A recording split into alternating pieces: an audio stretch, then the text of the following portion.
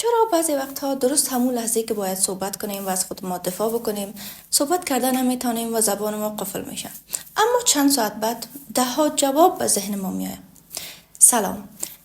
این حالت از نگاه روانشناسی ربط به توانایی کلامی یا اراده انسان نداره، بلکه یک واکنش خودکار مغز است.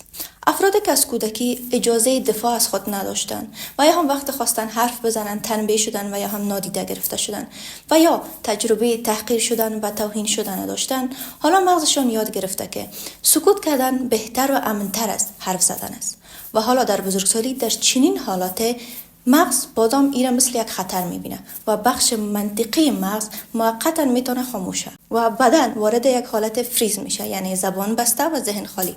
پس به همین دلیل است که درست در اون لحظه نمیتونیم صحبت بکنیم، اما وقتی آرامتر شدیم ده ها جواب یکی به ذهن ما میاد. تشکر.